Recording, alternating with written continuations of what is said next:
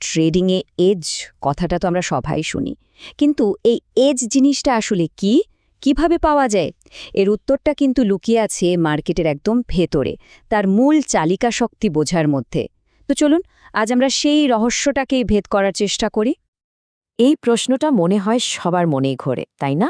যে বড় বড় প্রো ট্রেডাররা তারা আসলে কিভাবে এজ খুঁজে পায়? তারা কি এমন কোনো সিক্রেট ইন্ডিকেটর ব্যবহার করে যেটা আমরা জানি না, নাকি তাদের কাছে কোনো ভেতরের খবর থাকে? আসল রহস্যটা কি? উত্তরটা কিন্তু বেশ সোজা সাপটা। তারা আসলে স্মার্ট মানির পায়ের ছাপ ফলো করে। এই স্মার্ট মানি কারা? এরা হলো বড় বড় ব্যাংকস, ইনস্টিটিউশন, যাদের বিশাল বিশাল অর্ডার মার্কেটের রীতিমতো ঢেউ তুলে দেয়। আর প্রো ট্রেডাররা ঠিক সেই ঢেউটাকেই চিনে নিয়ে তার সাথে ভেসে যায়। তো প্রাইস কেন মুভ করে, এর পেছনে আসল কারণটা কি? চলুন এবার আমরা সেই মূল ভিত্তিটা নিয়ে কথা বলি। এমন একটা ব্যাপার যা অনেকেই হয়তো খেয়াল করে না। যে কোনো মার্কেটে প্রাইস ওপরে বা নিচে যাওয়ার পেছনে একটাই কারণ, আর সেটা হলো ইমব্যালেন্স, মানে ভারসাম্যহীনতা। ভাবুন তো, যখন ক্রেতার সংখ্যা বিক্রেতার চেয়ে অনেক অনেক বেশি হয়ে যায়, তখন কি হয়? প্রাইস একদম রকেটের মতো ওপরে ছুটতে শুরু করে।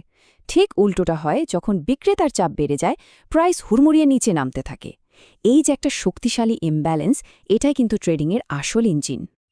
আচ্ছা, তাহলে এখন প্রশ্ন হলো, চার্টের মধ্যে এই স্মার্ট মানির ছাপ, মানে এই ইমব্যালেন্সের জোনগুলো আমরা খুঁজে বের করব কিভাবে?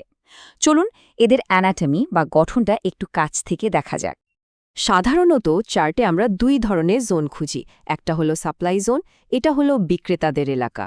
এখান থেকে সেলারদের চাপ এতটাই বেশি থাকে যে প্রাইস খাড়া নিচের দিকে নেমে যায়। আর দ্বিতীয়টা হলো ডিমান্ড জোন, মানে ক্রেতাদের এলাকা।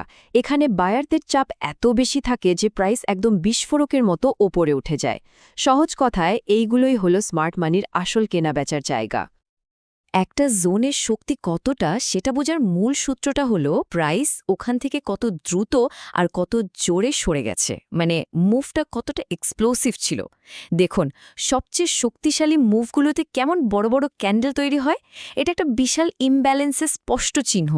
অন্যদিকে দুর্বল মুভমেন্টগুলো হয় খুব ধীরগতির ছোট ছোট ক্যান্ডেল দিয়ে তৈরি। একটা হাই কোয়ালিটি জোন চেনার জন্য মূলত দুটো জিনিস দেখতে হয়। প্রথমটা হলো বেস, মানে প্রাইস বড় মুভটা দেওয়ার আগে যেখানে একটু থামে, একটু কনসলিডেট করে। আর দ্বিতীয় এবং সবচেয়ে জরুরি যেটা, সেটা হলো ওই বেস থেকে প্রাইসের একটা পাওয়ারফুল এক্সপ্লোসিভ মুভ। এই দুটো জিনিস একসাথে পেলেই বোঝা যায়, হ্যাঁ, জোনটা সত্যিই শক্তিশালী। দেখুন, চার্ট খুললে তো অনেক সাপ্লাই আর ডিমান্ড জোন চোখে পড়বে, কিন্তু তার মানে এই না যে সবগুলোই ট্রেড করার মতো। এখানেই সাধারণ ট্রেডারদের সাথে প্রো ট্রেডারদের পার্থক্য। তারা সেরা সুযোগগুলো ছেকে বের করার জন্য একটা বিশেষ সিস্টেম ব্যবহার করেন। ব্যাপারটা হলো, তারা আবেগের উপর ভরসা করে ট্রেড করেন না। তাদের একটা নিয়মভিত্তিক চেকলিস্ট আছে। এই চেকলিস্ট দিয়ে তারা প্রত্যেকটা জোনকে একটা স্কোর দেন, আর এই স্কোরটাই তাদের সিদ্ধান্ত নিতে সাহায্য করে। ফলে পুরো ট্রেডিংয়ে একটা ডিসিপ্লিন চলে আসে। এই সিস্টেমটার একটা দারুণ নাম আছে, প্রবাবিলিটি এনহ্যান্সার স্কোর কার্ড। নাম শুনেই বোঝা যাচ্ছে এর কাজ হলো একটা ট্রেডের সফল হওয়ার সম্ভাবনা বা প্রবাবিলিটি বাড়িয়ে তোলা। এর ফলে কি হয়? ট্রেডিংটা আর অনুমানের খেলা থাকে না, এটা একটা মেকানিক্যাল প্রসেস হয়ে যায়। তো চলুন এবার এই স্কোরিং সিস্টেমের ভেতরে ঢোকা যাক। দেখি এই চেকলিস্টের মূল উপাদানগুলো কি কি, আর এটা ঠিক কিভাবে কাজ করে। এই স্কোর কার্ডের মূলত 4টে প্রধান ধাপ আছে। 1 নম্বর, জোন থেকে মুভমেন্টটা কতটা শক্তিশালী ছিল। 2, রিওয়ার্ড আর রিস্কের অনুপাতটা কেমন। 3, জোনটা কি একদম ফ্রেশ নাকি এর আগেও টেস্ট করা হয়েছে। আর সবশেষে আরও কয়েকটা জরুরি ফ্যাক্টরও দেখা হয়।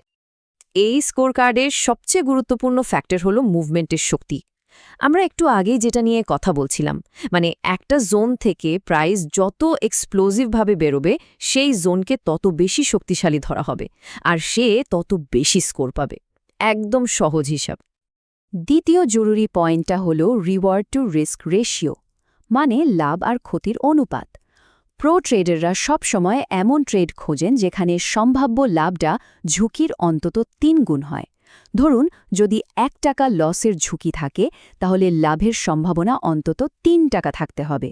এর থেকে কম হলে সেই ট্রেডটা তাদের কাছে আর আকর্ষণীয় থাকে না।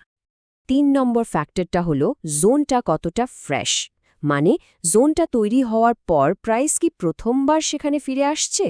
যদি উত্তর হ্যাঁ হয় তাহলে সেই ট্রেডের সফল হওয়ার সম্ভাবনা সবচেয়ে বেশি, কারণ যতবার প্রাইস ওই জোনটাকে টেস্ট করে এটা তত দুর্বল হয়ে পড়তে থাকে। ব্যাপারটাকে একটা গাছ কাটার সাথে তুলনা করা যেতে পারে। ভাবুন তো, একটা কুঠার দিয়ে গাছে প্রথমবার কোপ দিলে কি হয়? খুব বেশি কাটে না, কিন্তু যদি বারবার একই জায়গায় কোপ দেওয়া হয় তাহলে একসময় গাছটা ঠিকই ভেঙে পড়ে। সাপ্লাই ডিম্যান্ড জোনও ঠিক সেরকম।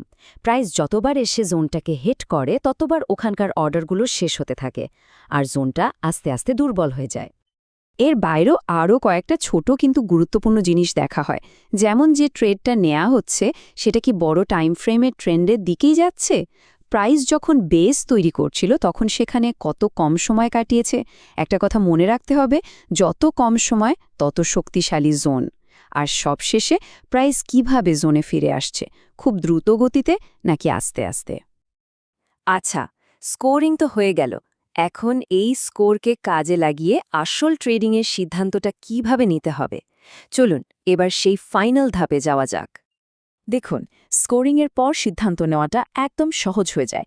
নিয়মটা হলো, যদি কোনো জোনের স্কোর 9 বা 10 হয় তাহলে নিশ্চিন্তে একটা লিমিট অর্ডার প্লেস করা যায়। স্কোর যদি 8 হয় তাহলে একটু অপেক্ষা করে প্রাইস জোনে ফিরে আসার পর একটা কনফার্মেশন দেখে এন্ট্রি নেওয়াটা বুদ্ধিমানের কাজ। আর স্কোর যদি 7-এর নিচে হয় তাহলে সিম্পলি ওই ট্রেডটা এড়িয়ে যেতে হবে। এখানে একটা প্রো টিপ শেয়ার করি। বেশিরভাগ ইনস্টিটিউশনাল ট্রেডাররা বলেন ট্রেডিং সেশনের প্রথম ৪৫ মিনিট থেকে 1 ঘন্টার মধ্যেই দিনের সেরা সুযোগগুলো আসে। কারণটা কি? কারণ ওই সময়েই মার্কেটে সাপ্লাই আর ডিমান্ডের ব্যালেন্স সবচেয়ে বেশি নড়বড়ে থাকে। তাহলে সব মিলিয়ে আমরা কি বুঝলাম? এই পুরো সিস্টেমটার একটাই উদ্দেশ্য, ট্রেডিং থেকে ইমোশন বা আবেগকে পুরোপুরি বাদ দিয়ে দেওয়া, আর শুধু সেই ট্রেডগুলোর ওপর ফোকাস করা যেগুলো জেতার সম্ভাবনা ম্যাথমেটিক্যালি সবচেয়ে বেশি। ডিসিপ্লিন ট্রেডিংয়ের জন্য এর চেয়ে ভালো উপায় আর হয় না। এই জ্ঞানটা কাজে লাগানোর পর চার্টকে আর শুধু কিছু লাইন আর প্যাটার্ন বলে মনে হবে না, এটা তখন হয়ে উঠবে স্মার্ট মানির ফেলে যাওয়া পায়ের ছাপের একটা ম্যাপ। এখন আসল প্রশ্নটা হলো, সেই ম্যাপ দেখে মার্কেটের পরবর্তী বড় ইমব্যালেন্সটা কি খুঁজে বের করা যাবে? উত্তরটা কিন্তু চার্টের মধ্যেই অপেক্ষা করছে।